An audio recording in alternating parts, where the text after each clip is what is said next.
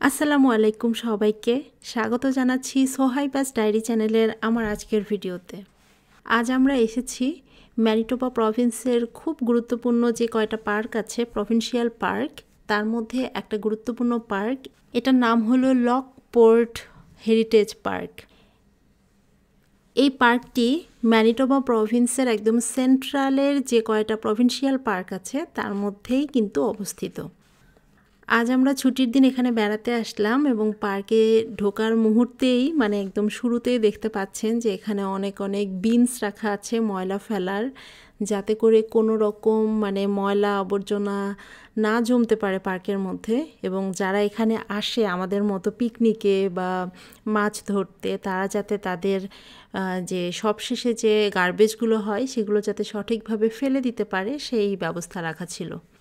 এছাড়াও পার্কে ঢোকার মুখে নানা ধরনের সাইনবোর্ড দেখতে পেলাম। এই পার্কে বেশ কয়েক ধরনের মাছ পাওয়া যায়, তার মধ্যে একটা হলো স্টারজিয়ন, যেটা আপনারা জানেন খুবই দামি একটা মাছ। এছাড়াও বিভিন্ন ধরনের ক্যাটফিশ আছে, বিগ মাউথ একটা ফিশ আছে, খুব বিখ্যাত একটা ফিশ, সেই ফিশটাও এখানে কখনো কখনো পাওয়া যায়। এছাড়াও এই পার্কটা যেহেতু একটা হেরিটেজ পার্ক, এই জন্য এই পার্কের কিন্তু একটা অনেক ভালো ইতিহাস আছে, সেটাও আমি আপনাদের সাথে এই ভিডিওতে শেয়ার করব। এখন যে এরিয়াটা পার্কের মধ্যে আপনাদেরকে দেখাচ্ছি, পার্কে একদম ঢোকার মুখেই এখানে একটা বাঁধ বা অনেকে এটাকে সুইচ গেটও বলে, এরকম স্লুইস গেট আছে। এই জায়গাটাতে আমরা অসংখ্য পেলিক্যান বার্ড দেখলাম। তো হেঁটে হেঁটে একটু নিচের দিকে নেমে পানির কাছাকাছি যেতে হয় এবং এই বাঁধের কাছে প্রচুর মাছ পাওয়া যায়। যারা স্লুইস গেট বা এরকম বাঁধের সম্পর্কে জানেন তারা সবাই জানেন যে বাঁধের কাছে কিন্তু প্রচুর মাছ থাকে। তো এখানকার এই কানাডা প্রভিন্সের যে পাখিগুলো আছে খুব রিমার্কেবল পাখি, যেমন এর মধ্যে তো সবচেয়ে বেশি যেটা রিমার্কেবল সেটা হচ্ছে গিজ। এছাড়াও আরও কয়েক ধরনের হাঁস আছে, সিগাল আছে, এবং এই পেলিক্যান পাখিটাও কিন্তু খুবই গুরুত্বপূর্ণ একটা পাখি, যেটাকে ওরা হেরিটেজ মনে করে এবং খুব সংরক্ষণ করে। এই জায়গাটাতে এই পাখির অনেক বেশি বিচরণ, তারা এখানে মাছ ধরে খায় এবং জনগণের জন্য নিষিদ্ধ করা আছে যে যতটুকু বাঁধের কাছে যে 150 মিটার আছে সেই 150 মিটার পর্যন্ত শুধু পাখি ওখান থেকে মাছ ধরে খেতে পারবে। এছাড়াও আমি যখন পার্কে ঘুরে ঘুরে বেড়াচ্ছিলাম তখন এরকম অনেক সাইনবোর্ড দেখতে পেলাম এবং সেই সাইনবোর্ড দেখে যেটা জানলাম যে এই পার্কের যে এখানে যে রেড রিভারটা আছে এই নদীতে অনেক বড় বড় স্টারজিয়ন হয়, যেটাকে এখানকার বাফেলো বলা হয়, যে পানির মধ্যে বাফেলো, এরকম একটা খুব গুরুত্বের সাথে তারা বিবেচনা করে। কারণ আপনারা জানেন যে স্টারজিয়নের যে এগটা ডিমটা, এই মাছের ডিমটা ক্যাভিয়ার নাম, যেটা সারা বিশ্বের সবচেয়ে দামি খাবারের মধ্যে একটা। এই লেকে এখানে কিন্তু রেড রিভারের এই ব্রাঞ্চে এখানে সেই স্টারজিয়ন পাওয়া যায়, যেটাকে তারা খুব সেলিব্রেট করে। এছাড়াও একটা বিরল প্রজাতির ব্যাঙ, যে ব্যাঙটাও এখন অনেকটাই আনকমন, খুব অল্প কিছু জায়গায় আছে, সেরকম একটা ব্যাঙও এই পানিতে বসবাস করে এবং এর রয়েছে হাজার হাজার বছরের ঐতিহ্য। আজ থেকে প্রায় 6000 বছর আগে এখানে মানুষের বসবাস ছিল এবং ম্যানিটোবার যে প্রভিন্স, এই প্রভিন্সের প্রথম যে ফার্মার উঠে আসে বা প্রথম যে মানুষ ফার্মিং শুরু করে সেটা এই নদীর তীর ঘেঁষেই সেটা শুরু হয়। এবং যারা এই ফার্মিংয়ের সাথে সেই সময় যুক্ত ছিল তারা বর্তমানে ক্রি নামে পরিচিত একটা আদিবাসী গ্রুপ, তারা এই এলাকাটাতে বসবাস করত। এই নদীর ধারে তারা চাষবাস করত এবং এখানে রয়েছে হাজার বছরের ঐতিহ্য। এখন যে রেড রিভারটা আপনারা দেখতে পেলেন, এটা অনেকটাই এখন আগের চেয়ে ছোট হয়ে গেছে, কিন্তু একটা সময় এখানে পানির গভীরতা ছিল এবং এত বড় ছিল এরিয়াটা এবং নদীতে এত স্রোত ছিল যে এখানে জাহাজ চলতো এবং এটা একটা পোর্ট ছিল, এখানে জাহাজে মাল ওঠানামা করা হতো। তো বুঝতেই পারছেন যে আগে তাহলে এখানে কতটা গভীর এবং কতটা প্রশস্ত একটা নদী ছিল, যেটা কালের বিবর্তনে এখন অনেকটাই কিন্তু হালকা হয়ে গেছে এবং এখানে এখন আর কোনো এরকম পোর্ট ওরকম কিছু নেই। সোফার আমরা যতটুকু দেখলাম তার মাধ্যমে এটাই জানলাম। আমি এই তথ্যগুলো ইন্টারনেট ঘেটে পেয়েছি, আমার জানাই কিছু ভুলও থাকতে পারে, আপনারা সেটা ক্ষমাসুন্দর দৃষ্টিতে দেখবেন।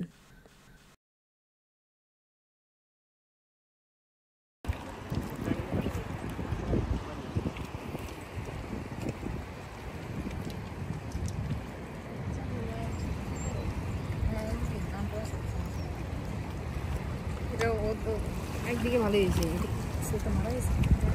আউচ, তো হরিণ। হুম,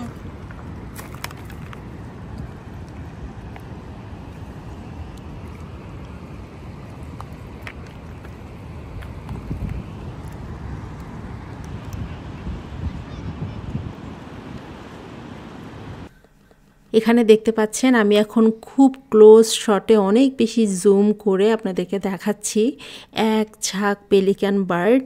তারা দেখেন এই বাঁধের কাছে কিভাবে তারা ভাসছে এবং ভেসে ভেসে তারা মাছ ধরে ধরে বা মাছ শিকার করে করে খাচ্ছে। এখানে অনেক বেশি মাছ আছে আর কি, এবং ম্যানিটোবায় যেহেতু এটা লেকের একটা শহর, লেকের একটা দেশ কানাডার, তো এই ম্যানিটোবা প্রভিন্সে অসংখ্য লেক এবং লেকে প্রচুর মাছ মানে পাওয়া যায়। এই যে পাখিটা দেখলেন উড়ে গেল, তার মুখেও কিন্তু একটা মাছ ছিল এবং এই পাখিগুলোর সাইজও অনেক বড়। এই হেরিটেজ পার্কটা প্রতিষ্ঠিত হয়েছে 1997 সালে, মানে এটাকে পার্ক হিসেবে ঘোষণা করা হয়েছে, প্রভিন্সিয়াল পার্কের মর্যাদা দেওয়া হয়েছে। কিন্তু তার আগে, আজ থেকে অনেক অনেক বছর আগে থেকেই সেই ধরা হয় 1908 সাল বা তারও অনেক আগে থেকেই এই এরিয়াটা কিন্তু মানুষের কাছে খুবই জনপ্রিয় এবং মানুষ এখানে আসে, মাছ ধরে। এই বাঁধটা তৈরি করেছে অনেক আগে, ধারণা করা হয় 1909 থেকে 1910 বা এই 1912 এই সময়কালের মধ্যে এখানে বাঁধ তৈরি করা হয়েছিল, একটা ড্যাম। দিনটা ছিল আজকে রবিবার, আজকে মাদার্স ডে উদযাপিত হচ্ছে কানাডাতে। আর আজকের এই দিনে তাপমাত্রা ছিল 30+। এখন আমাদের বাংলাদেশেও এখন প্রচণ্ড গরম চলছে। এই দেশে হিউমিডিটি অনেক বেশি হওয়ার কারণে মানে 30+ যখন টেম্পারেচার হয় তখন অনেক বেশি গরম লাগে এবং এখানকার রোদের তাপটা অনেক বেশি তীব্র, তাই গরমে আমাদের অবস্থা অনেকটাই মানে বেগতিক ছিল। কিন্তু এই জায়গাটার যে মানুষের যে ভাইবটা ছিল, সবাই মাছ ধরছিল, উপভোগ করছিল, সেটা আমাদের কাছে খুবই ভালো লেগেছে। এরই মধ্যে দেখতে পেলাম যে একটা দম্পতি তারা একটা মাছ ধরেছে।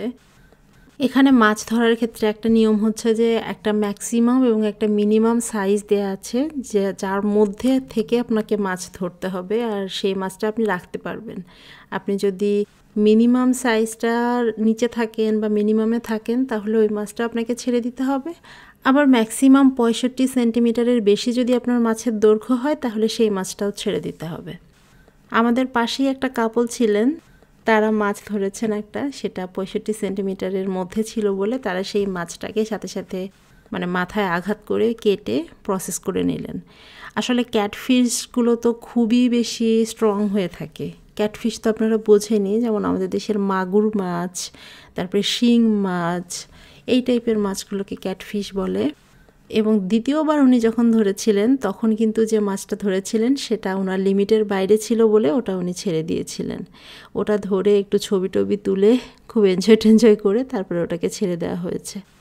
এবং এখানে যে হুকগুলো ব্যবহার করা হয় সেটা খুব সাবধানে যত্নের সাথে ব্যবহার করা হয় যাতে করে মাছের খুব একটা ক্ষতি হয় না। এই যে দেখেন উনি ধরে আছে এই মাছটা, ভিডিওতে কতটুকু কি বুঝছেন জানি না, কিন্তু এটা কিন্তু অনেক বড় সাইজের একটা মাছ এবং এই মাছটা উনি এরপরে কিন্তু ছেড়ে দিয়েছিলেন।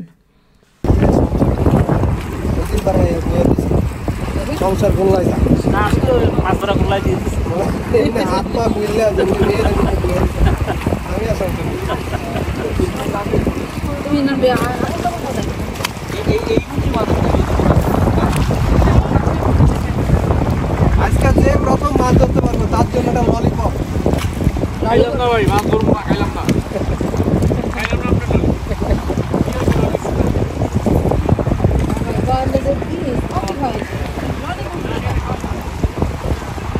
ভালো না ভাই,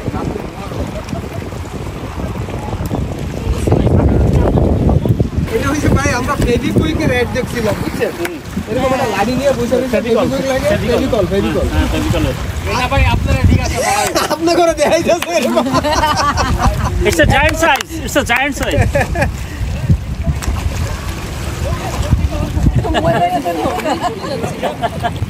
একটু আগেই ছিল একেবারে এখন কিছু বলবা?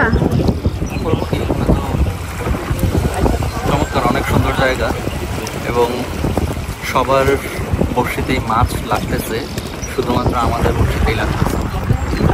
জানি না, ক্যাটফিশ বেশি পাওয়া যাচ্ছে এই মাত্র ওনারা সবাই বলছে, আর ক্যাটফিশের বেশি পছন্দ হচ্ছে কেঁচো, বাট আমাদের কাছে কেঁচো নেই। এখন পাবো কিনা দেখি, দেখা যাক কি হয়।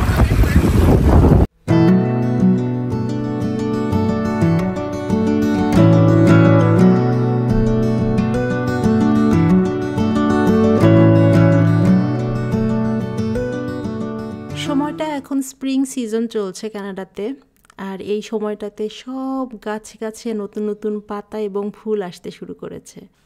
খুব দ্রুতই এই পরিবর্তনটা ঘটে যাচ্ছে, যেন চোখের নিমিষে আগের দিন দেখলাম গাছে কোনো পাতা নেই, সকালে ঘুম থেকে উঠে দেখতে পাচ্ছি গাছ ভর্তি পাতা হয়ে যাচ্ছে, এরকম একটা ব্যাপার। উইন্টারে আপনারা জানেন ঠান্ডায় সব গাছের পাতা পড়ে যায়, একদম গাছগুলোকে দেখলে মনে হয় সব মৃত।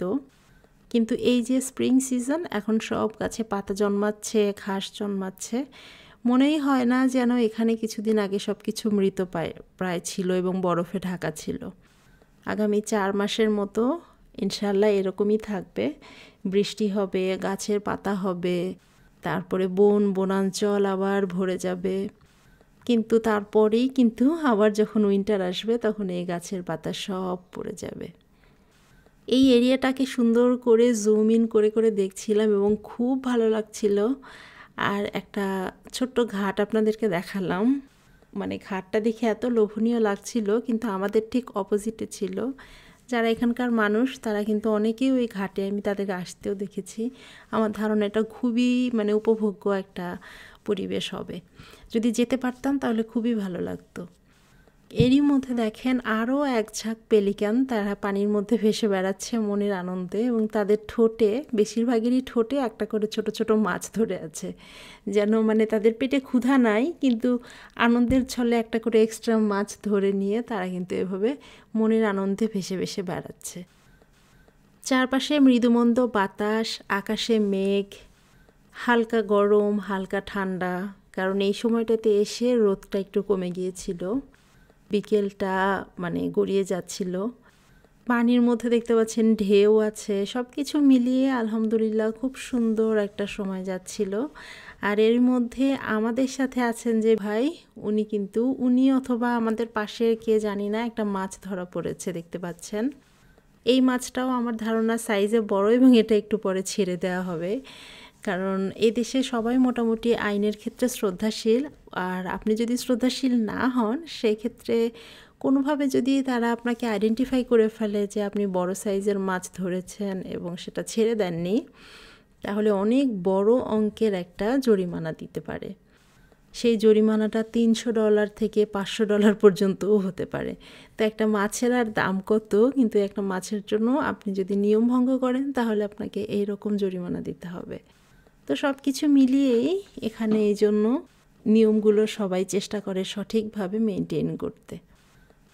সম্প্রতি আমরা ফিশিং লাইসেন্স করেছি, কারণ এদেশে তো ফিশিং লাইসেন্স না করে আপনি মাছ ধরতে পারবেন না। আর আজ ছিল বাঁধনের প্রথম দিন, ফিশিং লাইসেন্স করার পরে সে নিজে বড়শি দিয়ে মাছ ধরছে, এই জন্য এটা খুব সুন্দর একটা অভিজ্ঞতা ছিল।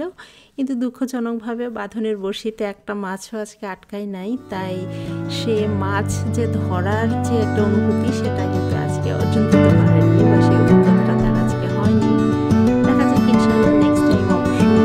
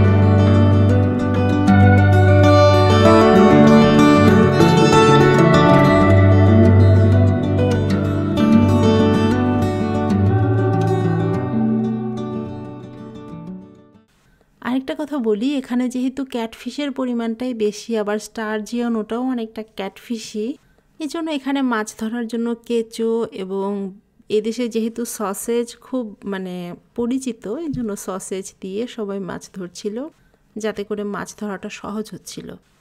কোন জায়গায় বা কোন লেকে কোন ধরনের মাছ আছে সেটা বুঝে কিন্তু আপনার টোপটা ফেলতে হবে, আদারওয়াইজ মাছ কিন্তু খাবার খাবে না আর আপনি মাছও পাবেন না। তো সেই জিনিসটাকেও সাবধান থাকতে হবে। আর আমরা প্রথমে যে সসেজটা ব্যবহার করেছিলাম সেই সসেজের মধ্যে গার্লিক ছিল এবং চিলি ছিল। তো গার্লিকের স্মেল তো সাধারণত কোনো মাছ বা অন্য কোনো প্রাণী পছন্দ করে না। ধারণা করা হচ্ছে সেরকম কোনো কারণেই হোক আর যে কোনো কারণেই হোক, আজকে কিন্তু মাছ আমাদের জালে, আমাদের বড়শিতে কিন্তু একদমই আটকা পড়েনি। যাই হোক, কোনো দিন মাছ পাওয়া যাবে বা কোনো দিন মাছ পাওয়া যাবে না। সবচেয়ে ভালো অভিজ্ঞতা হলো সবাই যে একসাথে একটা জায়গায় আসতে পারলাম, একটা নতুন হেরিটেজ এবং খুব মানে ঐতিহ্যবাহী একটা জায়গা দেখলাম, এখানে কিছুটা সময় কাটালাম। এই অভিজ্ঞতাগুলোই কিন্তু জীবনে অনেক অসাধারণ ভূমিকা রাখে। আপনারা জানেন কানাডা একটা ঠান্ডার দেশ, এই দেশে বেশিরভাগ সময়ই বরফে ঢাকা থাকে এবং অনেক ঠান্ডা থাকে। এই কারণে 4-5 মাস যে সামার টাইম, সেই সময়টাকে সবাই চেষ্টা করে বাইরে বিভিন্ন কাজের মাধ্যমে, বিভিন্ন অ্যাক্টিভিটির মাধ্যমে উপভোগ করতে। এই ফিশিংটাও তার মধ্যে উল্লেখযোগ্য একটা অ্যাক্টিভিটি। এভাবেই দেখতে দেখতে কিন্তু সময়টা শেষ হয়ে এলো।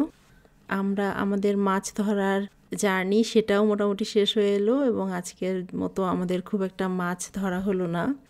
অন্যরা দেখেছি ভালোই কিছু ক্যাটফিশ ধরেছে, আমরাও যে একেবারে ধরিনি তা না, আমরা 4টা ফিশ ধরেছিলাম, কিন্তু 4টা মাছই ছিল রেঞ্জের বাইরে, মানে বড় সাইজের, এই কারণে সবগুলোই আমাদের ছেড়ে দিতে হয়েছে। তো এই ছিল আমার আজকের ভিডিও। কেমন লাগলো কমেন্টসে জানাবেন। ভিডিও ভালো লাগলে একটা লাইক করতে ভুলবেন না, এবং আমার চ্যানেল যদি সাবস্ক্রাইব করা না থাকে তাহলে প্লিজ সাবস্ক্রাইব করতে ভুলবেন না। সবাই ভালো থাকবেন। আজকের মতো এখানেই রাখছি। আসসালামু আলাইকুম।